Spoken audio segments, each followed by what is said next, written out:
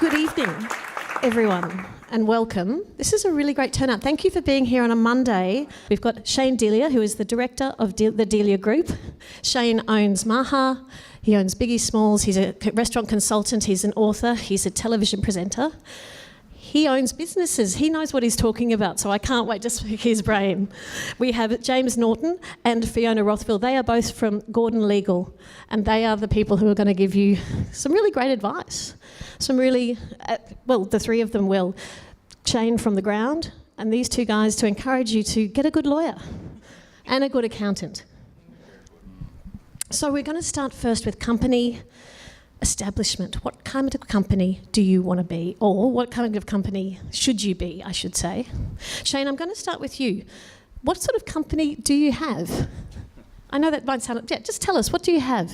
A difficult one. I mean, it's hospitality, so it's not so clean cut. I mean, we work in one of the most, I suppose, challenging environments that there are. I mean, we operate with small margins, high risk, and really uncharted territory. I mean, like you spoke before about employment law, it's a hot topic at the moment, and really when you go to TAFE to learn how to be a chef or a waiter or whatever, you don't really get taught how to set up a company.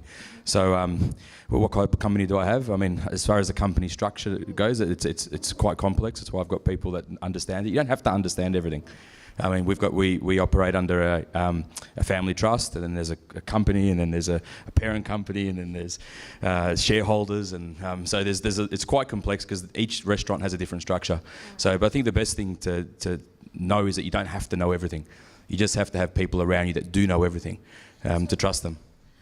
At the very first stages of wanting to be a restaurant or a bar, a hospitality business owner, is that the best thing to acknowledge to yourself, to be honest with yourself and say, there's so much we don't know, let's find a good lawyer? Yeah, I mean, you have to be honest and know that you aren't going to know how to be a great chef, a great restaurateur, a good PR person, and be great in employment law and accountancy as well. You just, if you were that good at everything, you'd already be well ahead of the game.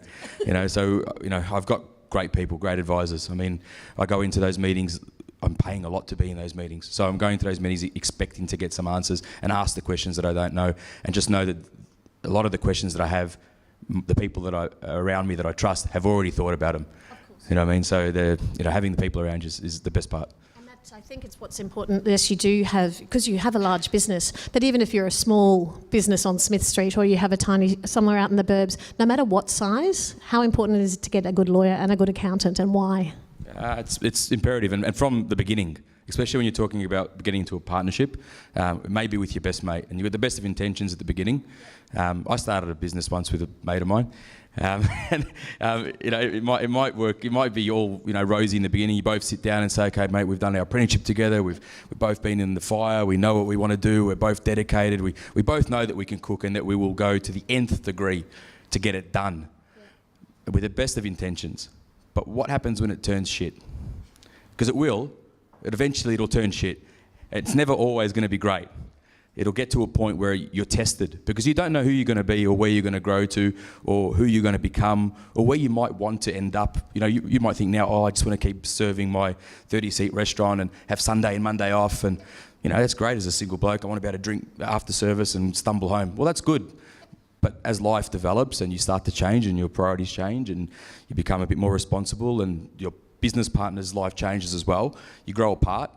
And it's nice to have a contingency plan from the beginning to be able to say, all right, mate, while it's still all really happy and everybody's cool and no one's out to get each other, to say, okay, look, if it does turn south and we do end up needing to split up, what's it going to look like? And we know the ground rules from day one. So then 5 years down the track when it does turn to shit, and you can go, well, these are the rules. This is what we both know where we're at. And you can also start to assess that when you start thinking about if you do want to get out, you know what it's going to cost. And is it worth it, or should we just try to find a resolution? Or is there another outcome that you're just not seeing? I have a Question then for you, James Norton. The question, because I wouldn't mind going back to the breakup if we could, maybe, and how that was managed. But James, talking about let's go with that thread of setting up a solid relationship within that business structure. You would recommend people go to the lawyer, work out what the best structure would be? There isn't just one structure that you can set up a business in. There's a number of different structures, and one thing that you should think about when you're starting up a business is to try to choose the structure or the corporate structure that works for you. So there's some that are really simple. For example, being a sole trader, there's basically no compliance costs involved in that, but there's some significant potential downsides as well. So if you open up as a sole trader, you're the business. And if something goes wrong and you incur liabilities or debts, if things don't turn out well, then your personal assets can be at risk. Also there's tax issues being a sole trader. So any profit that you make is charged using the income tax rates. So that's one example. Another example is entering into a partnership. So a partnership is basically an agreement between two people or more people, which sets out, the way that a business is going to operate. There's an act that deals with partnerships. It has some basic guidelines. So, for example, if one partner makes a great business decision, it affects everybody. And if one partner makes a very bad business decision, it affects everybody in the partnership. And all of the partners are liable for the debts that are incurred. So you need to be aware of that. But a partnership agreement is a relatively simple agreement that you can have between partners. It costs a few $100s to get a lawyer to prepare one. And that can set out important things like who's bringing capital into the business. So where is the money coming from? How are decisions going to be made? Is it going to be a 50-50 split, or is it going to be some other arrangement? Now, in some cases, a 50-50 split in the partnership might not be appropriate, especially if you have someone who's really experienced, for example, coming in with like a newer player in the market. There might be a different split. There's also often different experience levels or different things that people bring to a business. So one person might have the financial head and the business acumen. The other person might be the ideas person. So that needs to be sorted out through the partnership as well. Picking up on Shane's experience, one thing that we look at is what happens when things go wrong? Is there something that you can put into the partnership agreement or the agreement at the start that reduces the prospect of there being a dispute later on? And one way to do that is to think about putting in, as part of your agreement, a mechanism. So if somebody wants to exit the business later on for whatever reason, their interests, their shareholding in the business is independently valued by someone independent, objective, at market rates. And then that person can potentially exit in a much more easier way compared to a partnership agreement that doesn't deal with those sorts of things. The third one is a company, obviously. People are more familiar with a company structure. You need directors who run the company and then shareholders who own the company. And that's a good way to get capital into your business at the start, but also later on by issuing shares if your business is a success or you need more capital. So the point is there's lots of different options, and it's worth maybe just pausing before you go and incorporate a company to think, well, is this the right option for what we want to do? There are other models available and they've all got their pros and cons. Okay, I'm thinking this isn't working. That's okay. Thank you for that, because I think that's so important to know. Even before you go anywhere, do anything, go and talk to a lawyer about what you suggest. And when we were first planning this talk, we talked about it being like a prenuptial agreement. Yeah. It kind of is, isn't it? It's like everything's rosy, we don't need this. Nah, not always. Well, I think in the beginning as well, it's you think looking at everything from a cost point of view. I mean, when you're starting out, you've got limited funds normally. I mean, unless you get into people who've got a lot of money and they're going to put it in, but don't be fooled. I mean, everything they put in, they're going to want back, threefold. So, I mean, you look at it and think, okay, it might be cheaper to set up a company structure this way, and that'll be the best way to do it, but not necessarily in the long run. I mean, sometimes it's better to set it up as a way it's got a bit more flexibility. And because you don't know how you're going to grow. You might think now, okay, I just want one shop, and then in 2 years' time you might want 10, but then you might want to go back to 2, and you need to have that flexibility to be able to do that. And if you are going to bring on people later to open 3 or 4 other shops in different states, and they are going to be shareholders. You don't want them to have, ownership of the company. You just want them to be shareholders. So you need to think about how you need to protect yourself. With setting up in the beginning, as much as it's exciting and you want it to be about having a great time, I take a defensive approach because you lay a lot more punches from the back foot. Yeah, you need to be ready. I mean, because you just need to be prepared for the worst. Because you're not stupid. You're out there. There's a lot of shops for lease. You know what I mean? And they'll be leased out, and then 6 months later they'll be for lease again. So be prepared for that, because the failure rate is huge, because people just aren't ready for the fight. They all get in there, they watch Tyson do 10 rounds, think they can do it, but you get in the ring, you get knocked out pretty quick. You know what I mean? So be prepared. And this leads also to when you were talking about shareholders and protecting your idea and your business. James, I'm going to ask you again, this is about intellectual property, which I think is a fascinating area. Firstly, how do you make your idea protectable, or protected? Is it protectable? And how do you define intellectual property? Thanks. So this is a really interesting area, and I think there's some misconceptions about intellectual property generally, especially around branding. So people talk about developing a brand, and it's a really important part of a business plan, and developing a new venture or hospitality venture. People are really concerned about the way it's going to look, how it's going to look on social media and things like that. But one of the things that I think people don't necessarily understand is that there's no intellectual property in ideas. So if you have an idea, your mates are sitting around a table and talking about a particular idea, that isn't covered usually by copyright, for example. So copyright covers the manifestation of that idea. If you have an idea and you write that idea down on a piece of paper, then that piece of paper is subject to copyright, and there's automatic laws that apply that stop people from copying that, or can stop people from putting it onto social media or emailing it around.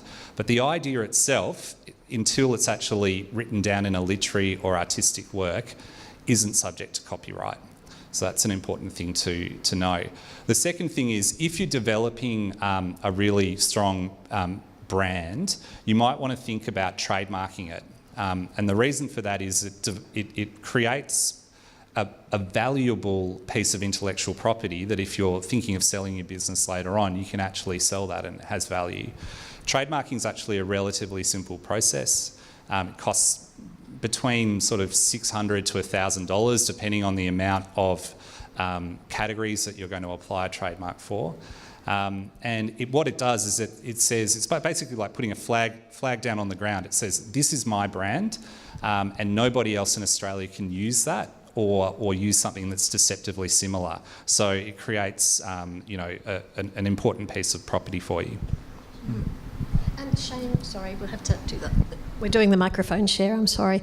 But Shane, about protecting your ideas and your brand and Maha and Biggie Smalls, how did you do that? Did you talk to your lawyer? Yeah, no, definitely. I mean, we own brands that we don't even trade under. I mean, we've got logos and brands and web pages and things that we think will be, okay, this will be a great idea. We think that'll be a great name for a bar, or that'll be a great name for a restaurant, or that works well with our other brands. So we go down the pathway of getting a graphic designer to design the logo, then we've got something tangible, and then we send it over to our lawyers. They do the whole trademark thing, and it's 3 months or 2 months later, and you get back with an approval saying it's been done. And then you just keep paying the yearly subscription or whatever it is, a top up. But I mean, it's important, because we had a situation where somebody set up a food truck in WA, calling it Biggie's Food Truck, and selling, I don't know, fish and chips or something. And automatically we had people pinging us saying, oh, Biggie Smalls is in WA, and we weren't fucking in WA. And we just sent them a cease and desist, and they had to pull the brand. And it's not nice, because we first rang them to say, I understand they're just people trying to make a buck. So we first rang and said, guys, look, you can't trade on. And they basically told us where to stick it. And we said, okay, cool. So we just sent a letter, and they stopped it pretty quick. So does that mean that if the Biggie's food truck people should have done their homework better? Is it a case of that for people out here who might be... Yeah. Look, that's a really a good way of looking at it. It's sort of the other side of the coin. So when you're setting up a business and you're thinking of a business name, you do need to check whether someone else is using that name, or whether it could be, or your logo, you could be construed as being deceptively similar to the logo, a logo that's already out there. So if somebody has gone to the step of trademarking their logo, their brand, and you end up spending a lot of money, developing a product or developing a brand that's too close to that, you're likely to end up getting a solicitor's letter, and you are exposing yourself to potential risk of going to court. So it is an important thing to look at. Okay. And we're going now on to I'm going to say it's a dry topic, but Fiona's going to... hot topics everywhere. First, public liability and workers' compensation is a hot topic, Shane Delia. Fiona, I'm going to pass the microphone down to you. Firstly, what is public liability insurance, and why do we need it in hospo? All right, so public liability insurance is where you're protecting your business against damage to property or persons who might come into your store, or perhaps sit on the table and chairs outside your venue.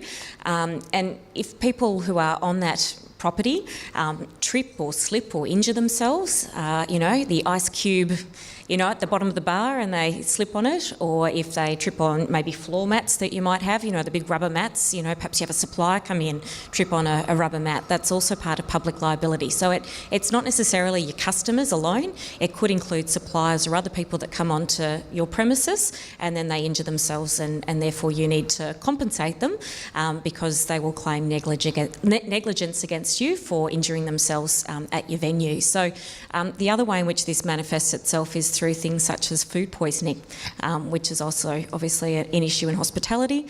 So you can find yourself faced with a very, very expensive bill if someone comes on site, has your food, consumes it, and then goes home and gets ill. I think one of the big cases, I think it's only 2015, so not too long ago, was the Hotel Langham. 90 people fell ill from salmonella food poisoning, raw egg mayonnaise, so bad chicken sandwiches, and 16 were hospitalised. So that's multi-million-dollar claim if you have to compensate them for lost earnings from not being able to go to work, for their medical, hospital expenses, other loss such as distress. They're all really expensive things. So public liability insurance is really important because it means that you're insured against a claim that people might bring against you in event of slipping, tripping, getting injured, ill, things like that. Now that's separate from other insurance types such as building and contents that you might have. It's also separate from other types of insurance that exist out there for statutory liability, it's called, to be complicated there. So for example, if you breach the Occupational Health and Safety Act because you've got no proper procedures for ensuring people don't trip on things, or you don't have safe systems of work. Those are things where you could be prosecuted under the Occupational Health and Safety Act, or even, as I said, with the food poisoning case, where you might be prosecuted under the Food Safety Act. Those things are statutory claims that can be brought by authorities, and that's a separate type of insurance again, which is called statutory liability insurance. So unfortunately, there's quite a few different types of insurance to get across. Look, they're all things that are a risk to your business, and I guess you have to assess what type of business do you have, what sort of risks might exist. It's hard to factor these in, but they are part of the cost of doing business if you want to protect yourself, because if you're operating as a sole trader and you get a claim, it could only be $20,000, $50,000, but that can bankrupt you very, very quickly. So, you sort of have to plan ahead for this to happen. And we're working in a pretty dynamic industry. You're here because you're thinking outside the square. So everybody here is going to be, tempted with the taste of come and cater for this event for me. You're just exposed. You go to an event where you're normally catering for 30 people in your cafe. Suddenly you're going to an event where you're catering for 300 people in environment that's not your own, and food safety may be compromised slightly. You're really cooked if there's an issue and you haven't got any public liability, and you just won't be able to do it anyway. If it's with the Grand Prix Corporation or with the tennis or with any, you need to have those anyway. Otherwise, you just won't be accepted. So they are really important. I'll bring up workers' compensation now and come back to you in a moment, Fiona. But Shane, have you had someone claim workers' compensation for you over the years, or how? how do you manage it? How do you approach it? No, we've been, touch wood, we've been pretty fortunate where we haven't had to make a claim, or we haven't had anybody make a claim against us for workers' compensation due to illness or slipping. We've had, work cover claims where someone's cut themselves or burnt themselves or, fallen down some steps and had to, and that's separate again. That's a long, lengthy... What's that one? Work cover? Oh, the work cover is great. It's just like the Fair Work Ombudsman. It's a minefield. Gallagher Bassett's our insurer, and it's you need good work cover insurance. I mean, it's really important. But with all of these things, you need to manage the process too. Once a claim starts going, you don't just ring up the insurance company and let them run, because before you know, you're thousands of dollars in debt and they're just running through the process. It's really important to manage those. We've had a ex-employee who worked for us for about 7 or 8 weeks, who no one saw, fell down some steps, and now it's been 9 months later and we're still paying her, which is just such a lengthy process for our accounts team to pay her and then get a rebate back from the insurance company. And now she's saying that she's doesn't feel safe to come back to work because we're creating an unsafe working environment. It's just it's hard. Yep. It's really hard, because then it puts pressure on the rest of the team as well. So it is really important to make sure you've got the right people supporting you. Yeah, so like that scenario, if I may extend on that with Fiona, can you talk us through workers' compensation, the good, bad and the ugly of it? Like what you need to actually have up your sleeve? So the distinction between workers' compensation insurance and public liability, so just to make sure everyone's clear on it, it's third parties, people coming into your venue, customers, clients, things like that. That's public liability. Workers' compensation insurance, that's where you pay your premiums to work cover every year in respect of the number of employees you have doing a particular type of work. So the amount that you pay in insurance will depend on how many employees and the sort of type of work they're doing, the category. And so you might pay more money depending on the type of work they're doing. So they assess every year what the risks are to those sort of employees by industry. So someone who's working in agriculture and have agricultural employees, it's a higher risk industry, you pay more for your premiums. Hospitality, it's going to be a higher risk industry, so you're going to pay more for your premiums, unfortunately. But you do need to pay them, and you need to pay them yearly. The consequences of not doing that is that it's compulsory. So it means that if you later have somebody who injures themselves at work, the insurer will pursue you not only for the compensation that person claims, which will include, payments for while they're on leave because they're not able to work, or subsequent, impairment claims, which are, lump sum damages claims where they're permanently incapacitated. You'll also then have to pay or back pay all the premiums that you should have paid, plus a fine. So you're really better off just doing it from the start, paying your premiums and getting the benefit of the insurance. Otherwise, it's just horrible later on. You'll be paying for it anyway, plus. Yep. Other tips and tricks, look, just again, get it in order. I think that's really the best bit. I think one of the keys that's hitting home for me, and I've known a lot of people who's owned restaurants over the years with different outcomes, but it's the financial readiness that you need. And I think even when this is still just the seed of an idea, it's really important to go and seek legal, consultation and legal advice as quickly as you can, and then think to yourself, maybe do I do this in 2 years' time? Do I do this in 5 years' time when we can actually do it properly? James, have you worked with businesses closely where you've seen these kind of things fall apart? Well, the good thing about hiring a lawyer is we have to worry about it for you. So you're paying someone to really give you that advice and then steer you in the right direction and make those judgments for you about the best approach. Have you ever had a scenario where you were working with someone and giving them advice and it still fell apart and went wrong? Yeah, well, you can't sort of countenance for every situation and scenario. So that's true. I guess the best guide is just to have a conversation with someone, professional advisor, accountant on the accountancy side, lawyer on the legal side, to make sure that you're in a structure that works for you, to make sure that you've got proper insurance, to make sure you've got a bit of an understanding of, a clear understanding of how employment law works, because that's important if you're taking on employees. And also, there's those other things as well, like intellectual property, which you might want to look at, especially if you're looking at developing a business that you might want to sell later on, potentially. It's important to get those things right at the start. On that subject of employment law, another hot topic, because we've seen in the media a lot, chefs, high-profile chefs, big-name chefs, hospitality industry staff members not being paid properly. I don't know if they know employment law or not. Who they have working for them. I like the look you're giving me. I'm being diplomatic. But if they have departments who manage these things, or what's going on. But James, I'd love a breakdown of what employment law is and what you need to know. Might pass this on to Fiona. She's our employment law expert. So employment law. The overarching law for employment law is federal Commonwealth law, so all the states and territories are now covered by the one law, which is the Fair Work Act. Within that Fair Work Act, there's 10 minimum conditions, which are called the National Employment Standards. Very, very basic conditions that exist, such as, a 38-hour working week, 12 months unpaid leave if you're having a baby, minimum wage has to be there, that you need to get a Fair Work information statement when you start working. 10 really basic things. So it's not rocket science. So you can just go online and look at those 10 standards and make sure you're complying. What gets more complicated is that the Fair Work Act sets up a system called modern awards, and they're industry documents, I suppose, which set out the wages and conditions of employment for certain industries or occupations.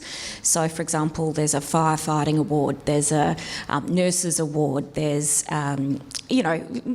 different industry and different types. So in the hospitality industry, there are 3 sort of main awards. One's the fast food industry award, one's the hospitality general award, and one's the restaurant industry award. So that just gives you a sense of how complicated it is to figure out which of those 3 might apply. Most cafes and restaurants will be the restaurant industry award, but you're best to go online and check. There are about 120 of them. In total, but those 3 are probably the most relevant to what you guys do. Go online, have a look and see whether or not you can figure out the right one. If you can't, then call the Fair Work Ombudsman, which is the government department set up to assist businesses as well as employees on finding the right award. It's so important to get the right one the first time, so that you're following the terms and conditions within that award. Now, the awards are different from the National Employment Standards because they set all the different specifics of wages, hourly wages, what classification people should be classified as, overtime, so what penalty rates are for working overtime or for working late nights or working weekends or public holidays. They set out leave arrangements, they set out superannuation arrangements, full box and dice. So it's important to be across all of that, and particularly in this industry, there will be an award that covers your staff. Sitting then next to that sometimes can be individual contracts. So it's always a good idea, I think, to set out an individual contract for your employees, which specifies, name, what sort of work type they're going to do. Is it full-time? Is it part-time? Is it casual? What their classification level is. Make sure you match it up to the award so there's no confusion about what their minimum wage rate should be. Set out what the penalty rates are so that everyone's clear from the very start what they should be owed and what you should be paying. And that way, hopefully, you set yourself up for success and you don't have claims later on. I mean, you will have claims later on, but you'll be in a better position to deal with them. The other recommendation I'd have is that if you are going to speak to the Fair Work Ombudsman or a government body, just write down what they say to you when you had that conversation, because sometimes you'll get the best advice or what you think is the best advice, but it turns out to be wrong. That's never happened with the government department. I'm sure you've never experienced that. So it's not going to, protect you from, someone making a claim if you've done things the wrong way. But if someone tries to then prosecute you for doing that, you'll be able to have a good defensive mechanism of saying, well, hang on, I tried, I did the best I could, and this is what, blah, blah, said on this date. Shane, what do you do for your staff? Do you have employee contracts for individual staff, or how do you operate? Yep. So, I mean, it's a massive topic at the moment. I mean, we've just recently undergone a full audit of all of our employment structures, contracts, and the way we classify our staff, just so we can understand it. I mean, you have to understand it first. I mean, once you understand it, then you have to work it back to the budget and see if it actually works. And then your staff have to understand it. And then there's the annualisation of salaries, which is a whole nother fucking minefield. But the reality is we're all going to try to annualise our staff salary because we want to be able to pay them the right wage, but we want to be able to go in week by week and know where we're going to be at the end of it, so you can forecast your salaries, and so the staff can know what they're going to get paid, so you don't have to count 7 till 7 penalties and all these other, you end up employing someone full-time just to process your accounts, which is a huge cost to the business. And then if they're not processing it with the right structure, you're exposed as well. So I suppose what we do is we've spent a lot of time and a lot of money to go through everything, but we're in a really good position now where we feel our staff are getting paid well above award on a fairly high rate that's annualised. But it's all well and good to just put it in a contract, but then you have to manage the staff to match what's in the contract. So you can say, okay, well, we're annualising your salary. You're supposed to do 40, 50 hours a week. But if they start blowing it out to 50, 60 hours, that contract means nothing, because you've just gone against what you've said you're going to do. So then you're exposed again. So it's so much work, so much work. Is it, I don't know what the right word is, it nerve-wracking? Do you feel the pressure after the media starting to put spotlight on it? ABC did a huge campaign on and continue to bring up the stories about people being paid poorly or mistreated in the workplace. Does it put unwanted extra pressure on a hospitality business? Yeah, well, it's not the good old days anymore. Yeah. You know what I mean? It's not the good old days where someone can sit down and you go, okay, well, you're going to be chef de party? Yeah, great. You're going to be paid 55 grand? Yeah, and they just work, they fill it in, you pay them every week and it's done. They do a good job, you pay them a little bit of cash on the side and everybody's happy. Those days, long gone. You're just you're just way open for you're just well exposed, you know, so it's a lot of pressure, it's unwanted pressure. But I think that you need to be on the front foot with this attack, you know, with this fight. You need to really understand it, because you're not going to be, you know, you're not giving yourself any room to grow if you've got really bad practices from the beginning. And we've seen that with some of the guys who have been taken down recently. You know, they've had some contracts in place from 10 years ago that they've never updated. They've never checked the award if rates have changed. They're still, you know, growing their business, not investing enough time into, you know, analysing whether they should be adjusting pay rates. If staff members have been promoted but their contracts still haven't been updated. So all those things are just really, there's a lot of grey area, and you think, okay, it's great, you're just firmly focused on running the business and making that GP at the end of the week. But it's not real if the contracts are wrong and the pay rates aren't right, because 10 years later when it comes back to bite you, you lose the box and dice. Yeah. I think. Do you need, James, a lawyer to help you with do you need every year to go back and look at award rates, and does a lawyer help you with that?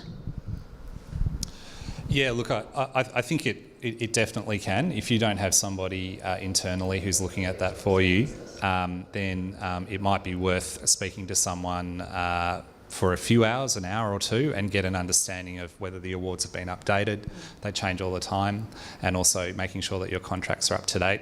So the lawyer's role is really just to make sure, or to give you advice so that you're best equipped to comply with your legal obligations. That's what we're here to do.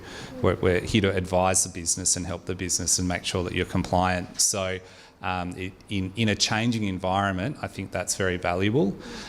It's also, as Shane said, a real reputational risk, I think, for businesses, whether you're starting up or becoming established or an established business in this industry. There's going to be continued political and media focus on that particular issue. That's just clear. And so it's an important thing to be on top of. It's a difficult area.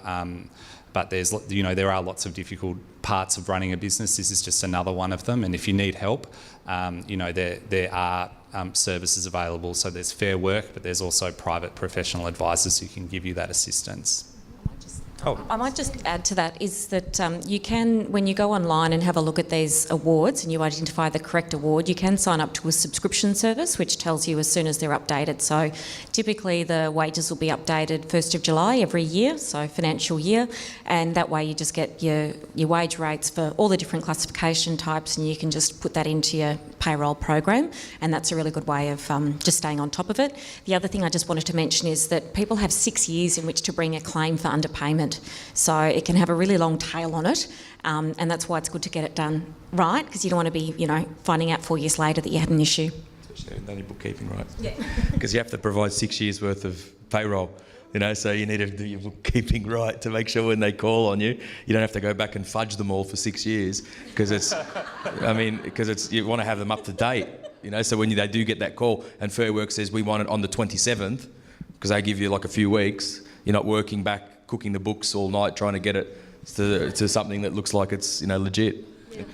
And when they want it on the 27th, they want it on the 27th, don't they? Yeah. For an extension. Yeah. They're in trouble. Yeah.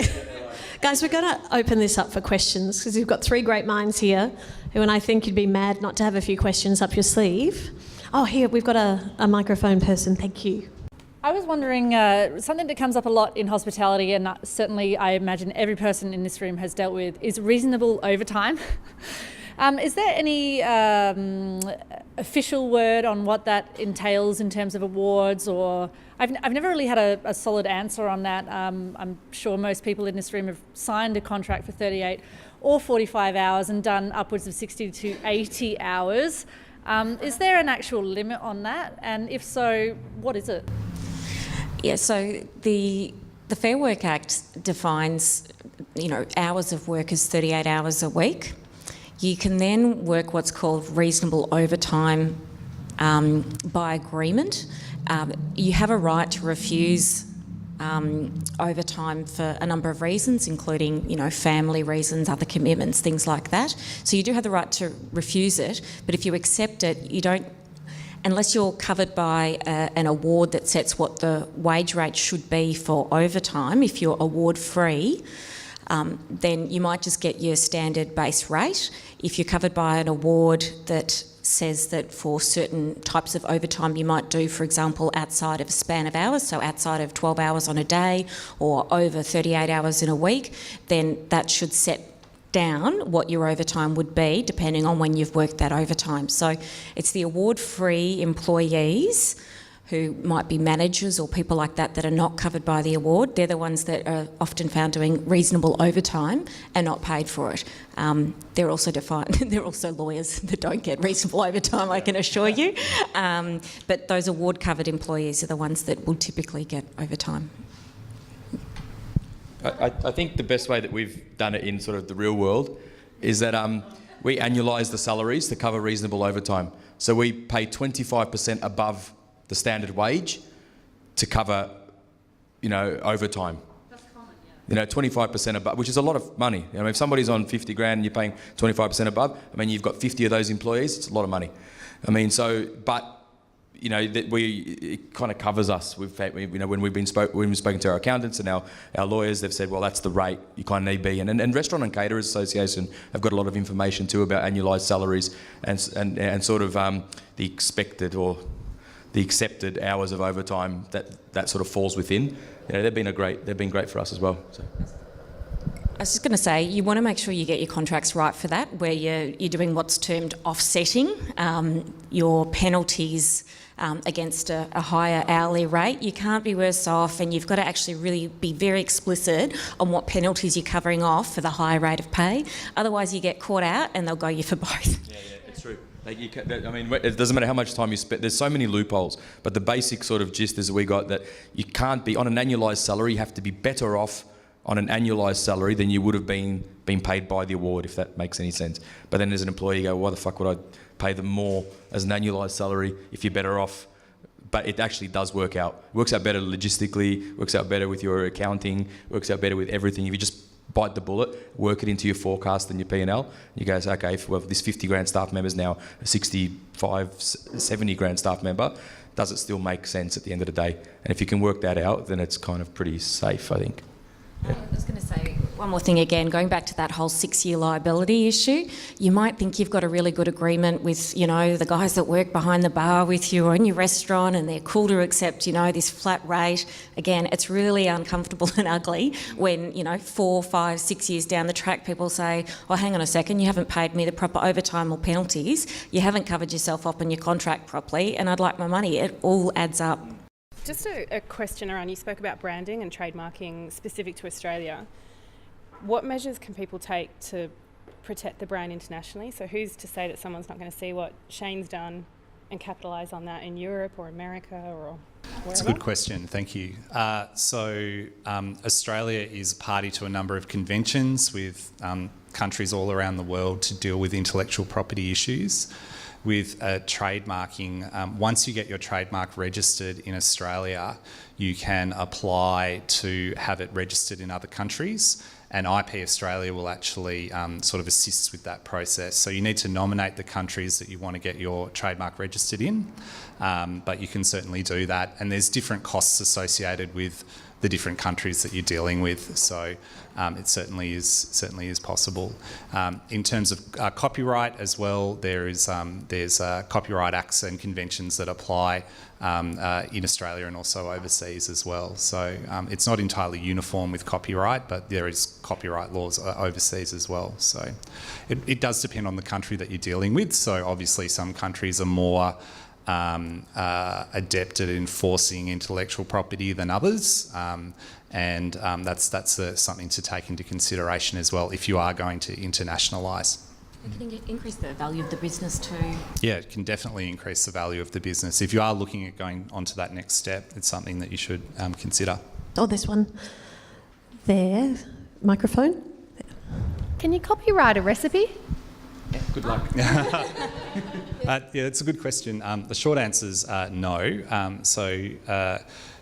You can copyright a recipe in the sense if you wrote a recipe down and put it into a recipe book, for example, that book itself will be subject to copyright because it's your literary work. You've created that work.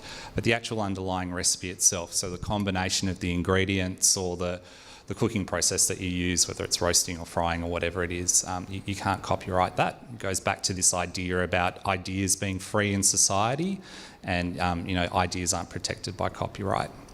The only time you probably could maybe is if you invented something in the food industry that no one had ever seen before, more like a food science thing. So if you'd invented, a way to store food longer or some sort of inventive step like that, you could apply for something called a patent, which protects inventions and allows people to commercially exploit inventions. So that's a potential way.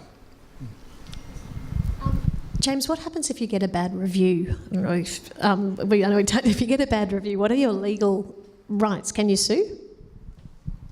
That's a great question. So there's two areas of law that apply. One's called defamation, and the other one's called injurious falsehood. Defamation's about protecting reputation. So if you're an individual and someone says something about you that's false, publishes something that's false about you, and it damages your reputation personally, you might have a defamation claim. But it doesn't apply to corporations if they have over 10 employees. You can't bring a defamation claim in that situation. There's another area called injurious falsehood. It's a common law claim, and it's about damaging someone's goods. But they're not often brought because they're very hard claims to run, because you need to prove that what someone said was, what was said about your good or your service was false. So you think in the context of a review, that can be difficult. The next thing you need to prove is that it was malicious, so people were out there to intentionally damage your business, and you need to be able to prove loss. So if you think about like a review on Google or a review on Yelp or something like that, getting across those three thresholds is actually very difficult. It is theoretically possible, but it's not often used. Yeah. Is there another? There's a question over here from the gentleman in the grey shirt. Hey guys, how much would you say would it cost to invest in opening a cafe? That's including licenses, legal costs, all your food costs, startup, like interior decoration, just a rough number. How big's the cafe? Oh, no. How much would it cost for the legal expenses? You're just stepping in and you're on the blank, and then you need to go to legal aid or all decoration stuff and that, including rent where you are. Two different things. Yeah. You did the legals. I'll do the legals. So if you want to incorporate a company, you can do that for somewhere between $800 to $1,200. A partnership agreement might cost you a few $100s. So they're the sorts of costs. If you want to trademark something, it's a couple of $1,000s to trademark a logo. So they're the sort of initial legal costs that you're kind of looking at. But then there's accountancy costs too, setting up family trusts and everything else. So, there's other costs along the way. But then, as far as fit-out costs, how long's a piece of string? You know, do you buy something that's already done? How much are you willing to pay for it? Then there's all your outgoings, your setup costs. I mean, how much stock you're going to hold, what type of venue you're going to hold, how much liquor you're going to hold. I mean, so it can be anywhere from walking to a venue where somebody's failing and they just want to give you the keys to take the lease, and you're willing to, they'll just take over the business and pay nothing, or you can walk in and spend $4 million. So I mean, it's totally up to you. But a cafe, I don't know. Depends where the cafe is. You say 100 grand, you might set something up. You might set something up for 50 grand. Depending on where you're aiming. And it all has to work back to a budget. That's what we don't think. We all get caught up in this romance that, oh, how much is it going to... If you're worrying about how much it's going to cost, you're not ready. You're not ready. If that's the questions you're asking now, you're not even in the beginning stages of even being close to being ready to open something. Because you should first understand what you need. Who's your village around you? You need a village, you know. You need people around you. You need good advice legally. You need good advice financially. You need good business advice, and not just once-off advice. I mean, you know, if a lot of people think that they're ready at the time. I thought I was ready. I suppose the blessing was I got into business with people who were ready and did know all of that stuff. Yes, it didn't turn out the way I thought it would, but by the time it turned sour, I was ready. And I had good people around me, and I had good legal advice, good accounting advice, and also really good pillars around me, mentors who I could go to get great business advice outside the industry, because we're just a little industry. There's big industries around us who've got a great perspective. They're our clients. I mean, we're not making money off other restaurateurs. I mean, they've got no fucking money. I mean, we're making money off these pricks. We're making money off people who have money, who are taking our money. We want theirs. You know, like, so I mean, that's where you're making. So you need an outsider's perspective. So I mean, if it's just about how much is it going to cost to set up, I mean, that's something later to think about. First, you have to be ready for the fight. You have to have done the rounds. Get ready. I couldn't. I know I'm the moderator. I couldn't recommend enough getting a mentor from outside the industry. I have a very tiny business and it's growing, but I have someone I talk to who doesn't work in hospo, but gets the food world and gets what I'm doing in terms of media. And I just can't tell you how valuable it is. You know, they just question everything you do in ways you didn't think, oh, I hadn't thought of that. And that's the best thing you can say, I think, when you're opening a business. I hadn't thought of this and I hadn't thought of that. I like to finish talks often always with just a little bit of advice. You've just given some great advice, Shane. You can add some more, just a little snippet of what to think about. It might just be get a good lawyer, get a good accountant. But what do you want people to leave with here tonight, knowing more than anything else? We'll start with you, Fiona.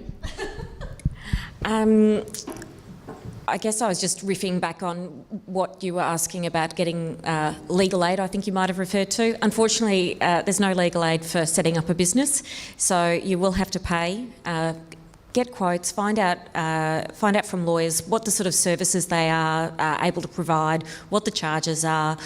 Look around, make sure that you're comfortable with the person that you speak to, because you've got to have a good relationship with them. It should be an ongoing relationship. You should be confident to just pick up the phone, ask a question and get the answer, because you don't have time to spend 3 hours trying to research on some Fair Work bloody website that you can't even find. So pick the right people around you. I'd say take the time at the start to think about the structure that you're going to use, whether it's a partnership, a company, a trust. And try and get the structure right for something that works for you. And there is some flexibility about the rules that you can apply in a partnership or in a company. So talk to someone about what you want to achieve and get some good advice about making a structure that works for you for the good times, you know, for when the business is going really well, but also to make it easier or make people's obligations and rights clearer if things go wrong. Everyone sets out in business with the best intentions in the world, and that's fantastic. But as Shane said at the start, it's a little bit like, you know, personal relationships. Sometimes things do go wrong. A little bit like family law. You need to have that conversation with your business partners at the start and make sure you've got a structure that's going to, you know, help you develop and grow, not be a hindrance. Just quickly, I mean, the relationships that you start to forge with your legal, accounting and mentors, they're real relationships. I mean, you need to invest just as much time in those relationships as you do in your partner, you know, your business partner, your friends, because you want to make sure you choose the right people. I mean, no use choosing the cheap lawyer or the cheap accountant or the one that just took my call. You have to get the right one and make sure they've got the vision and the structure and the strengths to go with you on your journey, and they're willing to grow with you on your journey. You want them to believe in Yeah, I mean, they have to love you. I mean, they have to care for you. They really do. I mean, my accountant started as my accountant. He's now my best friend. I mean, you know, I travel together. Our kids grew up together. I mean, we spend a lot of time together. I know he's got my best interest at heart. You know, best interest. And even things that I haven't even thought of, he's fighting battles for me in the background. And I'll never see an invoice for them. But I just know that, you know, if I don't even check his invoices because I just know that he's got my back. You know, and you need those relationships. And they don't just happen overnight. You know, they take time to build. You know, ring your people up. You know, I ring my business partners up every day, 3 times, 10 times a day. I annoy the shit out of them. But also with my legal and my accounting team, I ring them up every couple of days. How you going? You good? Yeah, how was the footy on the weekend? Great. Yeah, good. How's your son? How's his birthday? Good. Build those relationships. They're just as important because when you are on your knees and you need them, you want them to bleed with you. You know, I mean, the last thing you want to think about, how much is this going to cost me? You know, you want to think about, well, am I getting the right advice? Are they looking out for me? So. That's are you around just for the next 10 or 15 minutes or so? 15 tops? Fiona and James and Shane are all happy to, we'll hang around for about 15 minutes or so while we're having a drink and a snack. Thank you, 4 Pillars, for the gin and tonics, by the way. But if you'd like to have a chat to them, when you sort of think of something else to ask them, they're going to hang around for a little while now. Could you please thank Fiona Rothfield, James Norton and Shane Delia.